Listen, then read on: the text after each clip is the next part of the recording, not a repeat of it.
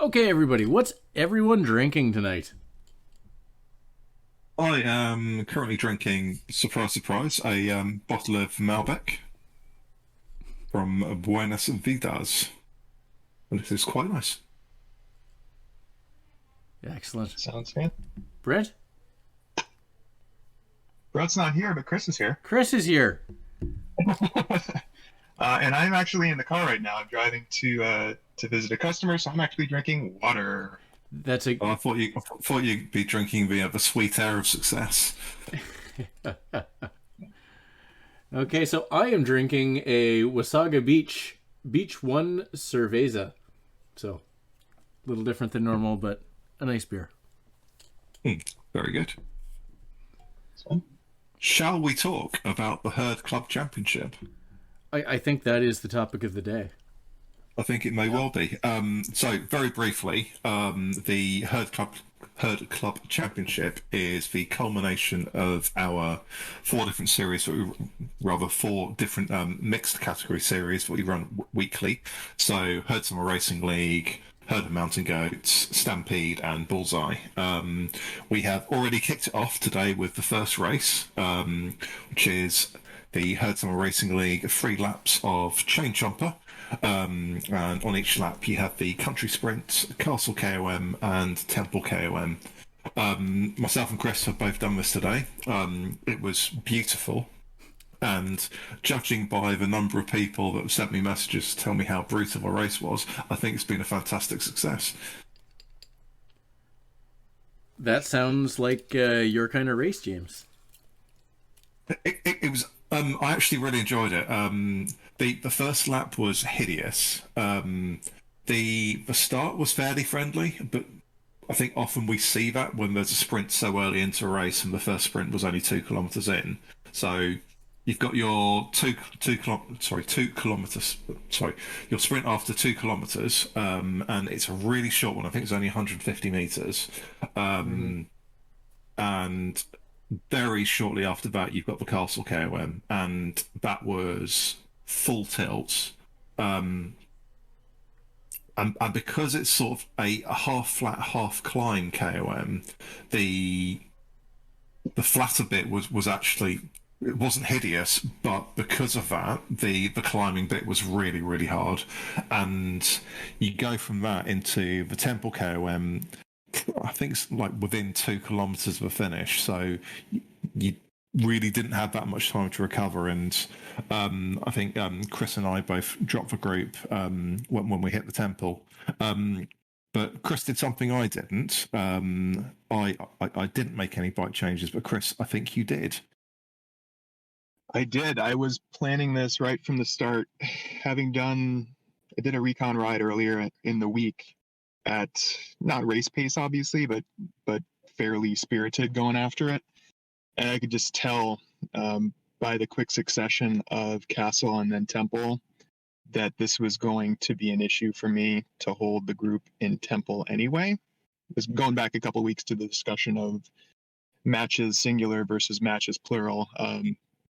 Rather than just get dispatched out of the back of the group anyway and be on the wrong bike to slog up that dirt climb, it was always in the cards to pull over as soon as the surface changed, do a bike swap, and then find another group, any group, to go up with. Do a similar time, but with less effort, knowing that we had to do this 3 times. Thank you, James. You're welcome. Yep. I, I what the in. Sorry, I'm just going to start again and completely backtrack. In our race, there was, I think, a group of 9 that took off up the roads on the Templecom, and I had nothing. I think I was actually fortunate to hang on to that second group, just because of how hard the first KOM was and how little recovery time we'd had. And evidently, there were guys at the front of our group who recovered better. But I think there were also 2 or 3 DQs at the front of the field as well, which always makes things a little bit tougher. But a lot of the guys in that front group pushed really, really well on Temple as well. So That was the first lap, and fortunately we had a little bit of time to recover after Temple, going downhill, and then we're back to the sprint and repeat. So had a couple of people saying 3 laps is too many. I say it was the right number. I think I was happy with 3 laps. So race time was about an hour and 15, which is on the longer side what we do for HSRL. But I think it was a good distance, and yeah, I'm happy I chose 3 laps as opposed to 2. And I'm sure an awful lot of people will disagree with me. And there's still another 6 races for people to vent their frustrations and tell me I'm a horrible person and all of those sort of things, which I know is always meant in jest. But I thought it was a really good race circuit, especially for FTS points racing. Craig, I completely agree, James. So I watched a little bit of your stream, but not a lot. And I guess I think this circuit is terrific. So I did yesterday a little bit of zone 2, almost 2 laps, and that took me an hour. So that's this is going to be tough for some of the lower categories. It's going to be a bit of a slog. But I do think it is a really good race course with the 3 primes, with the castle climb it's not really your typical KOM. There's so much flat on it. Mm-hmm. It's interesting. And then Temple KOM is dirt. So that brings the whole do you bike swap into the equation. So yeah, I think Castle KOM almost reminds me of like the 1980s video game Donkey Kong, where basically you go up a ladder, then you go up a load of flat bit, and then you go up another ladder. It's kind of like that. Yeah, no barrels being rolled at you though. No, just what bombs. Yeah. I thought there would be. Oh, sorry. Go ahead, James. I was just going to say it's basically flat followed by climb, followed by flat, followed by climb, and then you have a fairly flat finish. Yeah, that sort of climb suits me. Some rollers, a little bit of punchy ramps to get up. So I did fairly well on that. At least the first lap where we had a good group, I was able to time that out. But when I bike swapped and let the front group go, I was counting on finding more groups around the road, and except for like onesies and twosies on laps 2 and 3 after I did the exact same thing, I just didn't find like big groups that I thought, having pathed this out in my mind, I thought there'd be more groups on the road from all categories, but there really weren't. Yeah, I think the front 2 groups were both quite big, and there was like sort of isolated riders behind, but not real clusters as you'd probably normally expect, especially considering there was like a decent sized field. I think, do we get to like 35, 40, I think? Yeah, I think we're about 40 in the pen, at least in the Bs. Yeah. So Craig, sorry, carry on, Chris. Yeah, I was just going to say that didn't really affect my sprint. Like I was able to get top 10 in the sprints just because I'm kind of suited for a downhillish short sprint. But it did affect, except for the first lap, I didn't get any top 10 prime points for the Castle KOM, which I would have, I think, if there was a bigger group that I got caught up with. But live and learn. Yeah, it's fun. Craig, I think this course is going to suit you particularly well. I think so. I hope so. I guess I'm still trying to figure out whether I do what Brent did or not, because I mean have trainer dropouts. No, trainer and then clean up. Yeah. Thank you, Brent. Yeah, but no, or I guess he kind of went absolutely crazy on the Temple KOM, didn't he? Or maybe I missed it, because it looked like he was off the back at the start and then passed you guys on the first Temple. I think I was with Brent at the end of the first temple.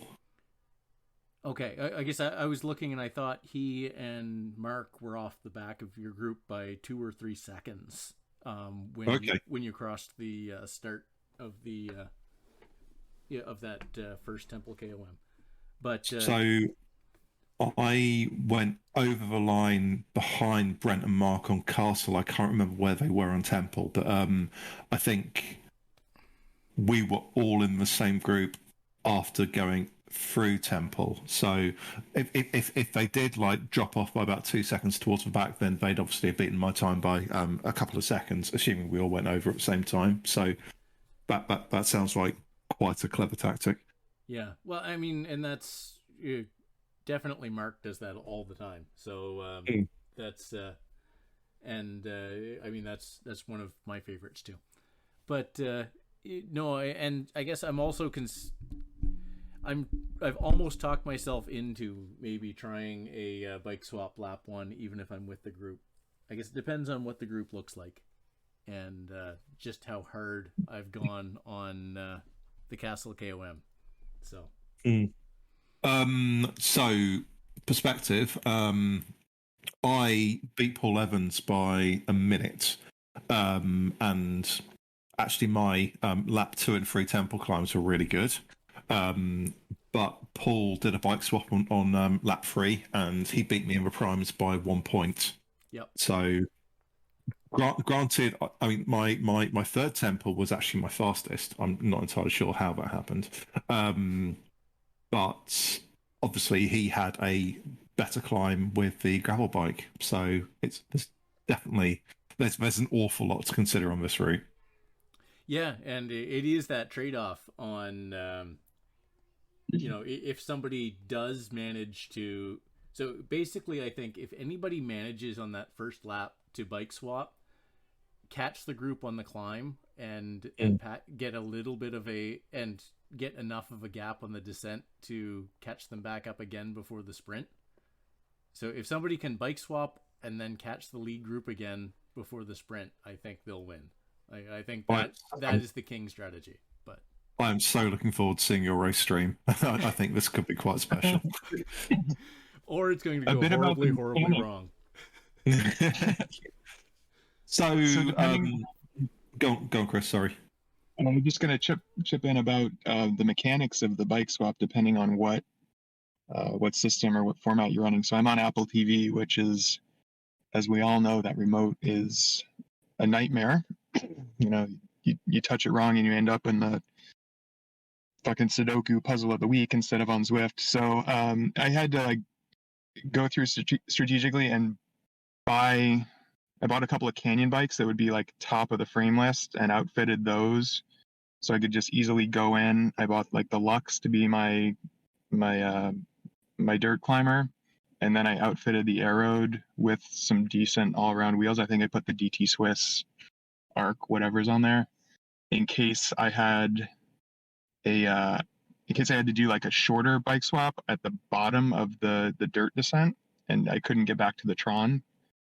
So I've ended up riding all three of those bikes at some point throughout the race.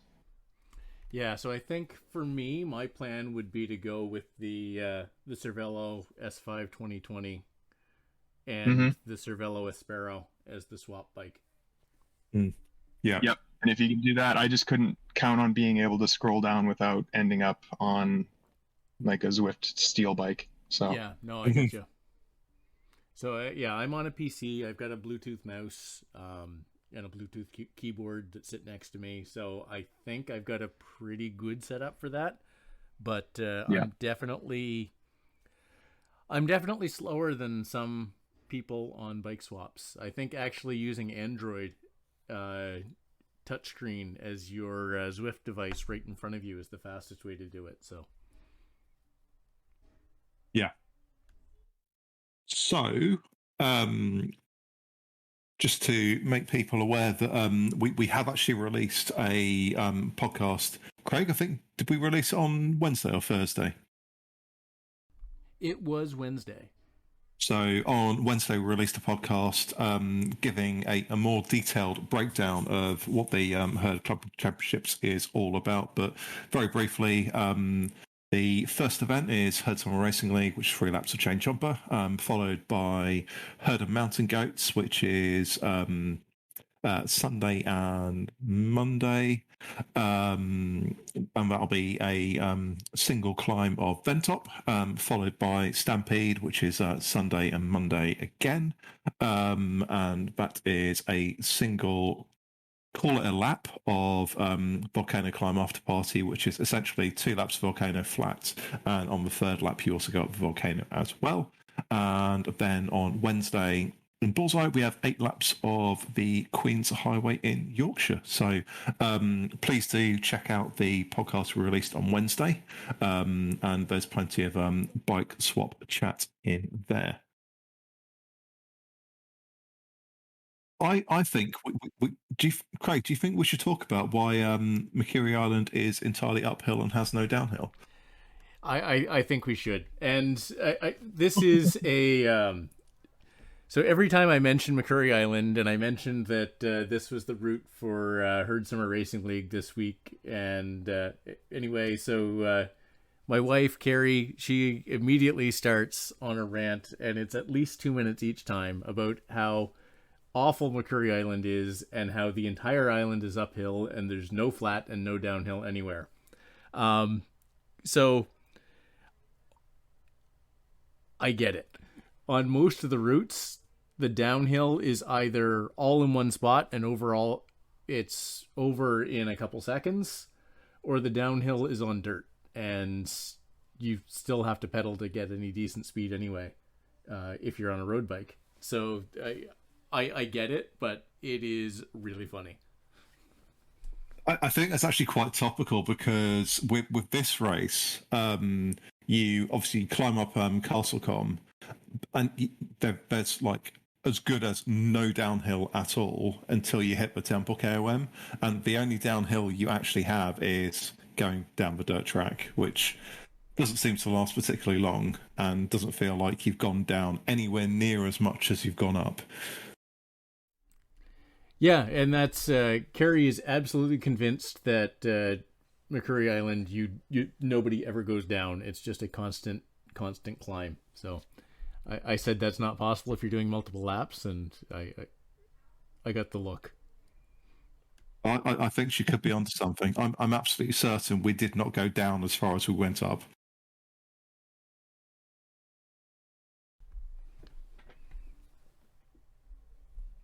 Okay, so I don't think Chris has any opinion on that. Perhaps not. No, I don't. I would agree. I would agree with Carrie on that. You get shortchanged on the distance. So, as this is mainly a fairly short pod this week, because we did 2 in the space of a week, which obviously recorded on Friday, and it took a very long time. Craig, what has annoyed you about Zwift this week? So, and it's not entirely your fault, James, but the schedule you've got for the herd of mountain goats, I don't usually do the herd of mountain goats, so it hadn't really come up. But yeah, no, most of the times do not fit with when I like to do Zwift races, which is typically early in the morning or late at night for me. So, yeah. Sorry, I don't like it, James. Oh dear, that's a shame. But I will say one thing I do like is the backtrack that Zwift did on the stats for the Cervelo S5 2020. So making it a second faster than the fastest bike is a lot better than making it 6 seconds faster than the fastest bike. Mm-hmm. So yeah, no, I think that was a good move. Should we use the word nerfed to annoy you? No, that is actually the correct word. That is nerfed. It's so yes, that is entirely correct. Yeah, I mean, I'm in full agreement that, I mean, 6 seconds over 50 minutes doesn't sound like much, but when you look at what that might mean over 100, 300, 1,000 watts, then it's all adds up, and a single second sounds a lot more realistic. I don't necessarily mean that I know for a fact that the S5 is 1 second faster, but I wouldn't have thought you tended to see developments that are so significant. So yeah, I'm happy that that got brought, let's say, more in line. Yeah, and I think even so, I don't even care that much on whether it's realistic or not. It's more from the game perspective, making the performance that much better, even if the real bike's performance is that much better. Especially as a high level bike as well. Yeah, and not only that, but even if it's not a high level bike, it just means that in races everyone uses that bike if there's no choice, and I mean that's not fun either.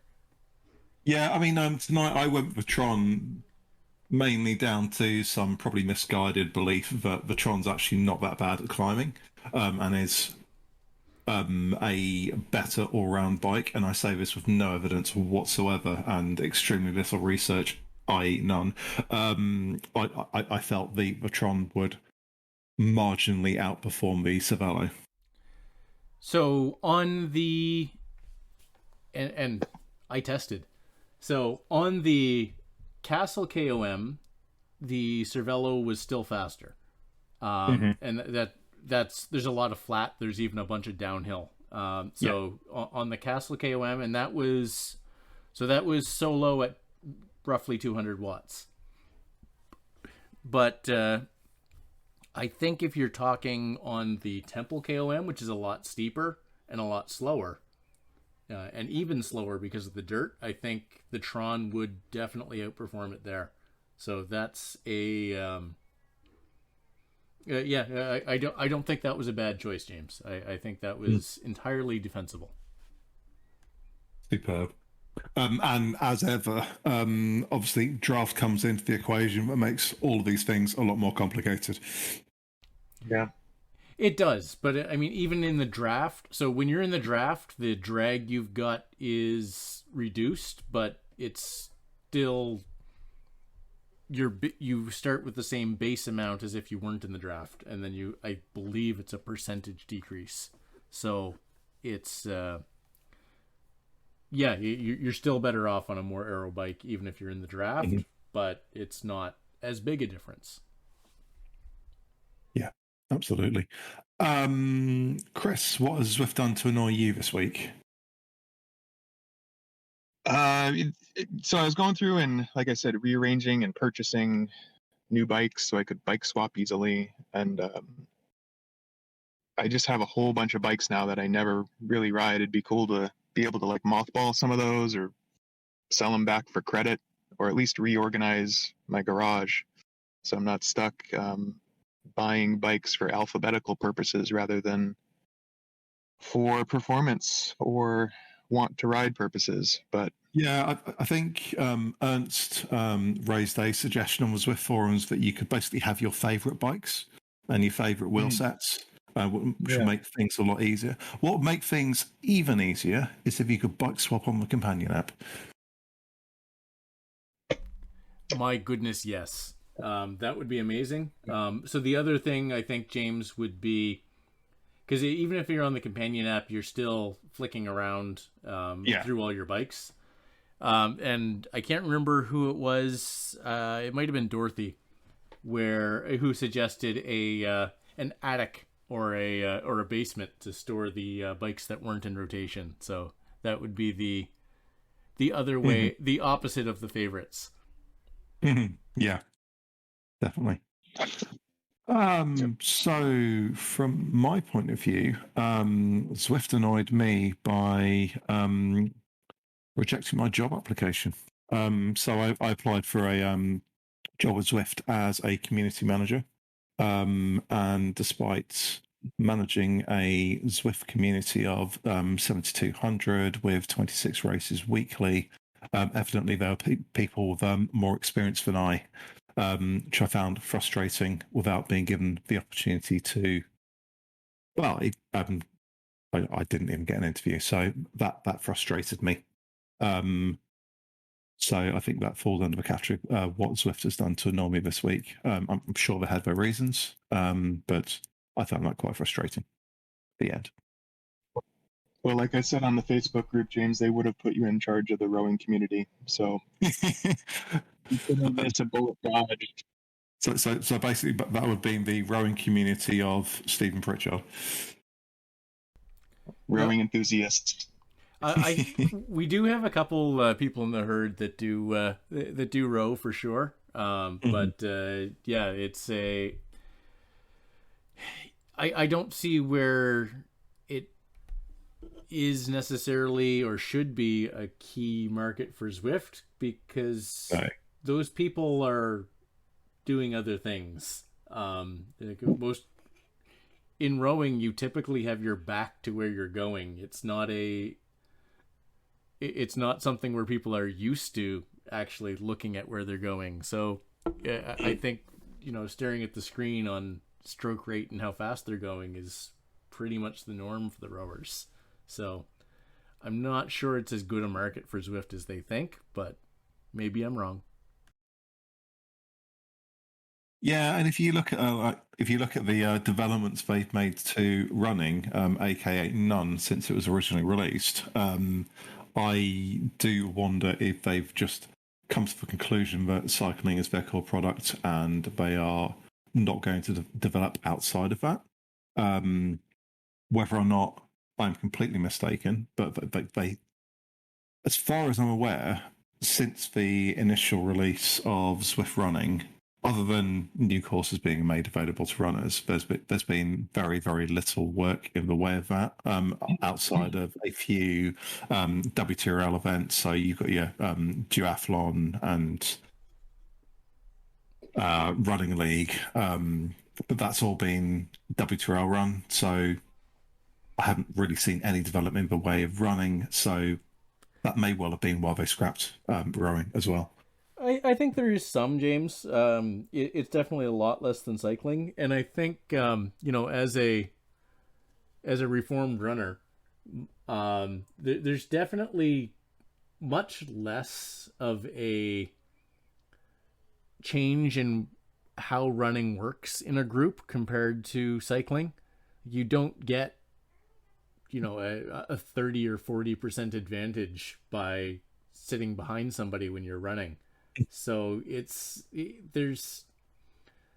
just not as much how running races work or even running training. So it's an odd match. I don't like treadmills, and I don't like treadmills with Zwift any better than I like them without Zwift. So, I can run outdoors on ice just fine just by putting spikes in my shoes. So, and I think that's it. I think that's the key point, though, Craig, because let's say you live in a city, you can go out and run. Whereas if you live in a really busy city, you might not want to ride on the roads, and you might have to drive 20 miles or whatever it is to go to a suitable bike route. Whereas obviously on Zwift, you just jump on your bike and pedal away. Whereas generally runners can just run as soon as they're out the front door. So, but there's probably not that level of demand for gamifying running. I think there's definitely less of a perceived value anyway. I think there's probably people that want it. I kind of like running, although I've kind of gotten out of it for a couple of years, but I do like it. So the gamification isn't something that really interests me, but definitely there's much less value in the ability to do it indoors or make it more interesting indoors than there is with cycling, to me anyway. Mm-hmm. I think on that note, we are probably done. Good luck to everybody who is entering the Herd Club Championship, either the HSRL event today, tomorrow, and Sunday, or any of our other events. Please do check out our previous podcast for more detailed reviews of the courses. And I better get to work, starting to sort out results, which will probably take me about 24 hours. Thank you very much, and good night. Good night. Good night, everybody.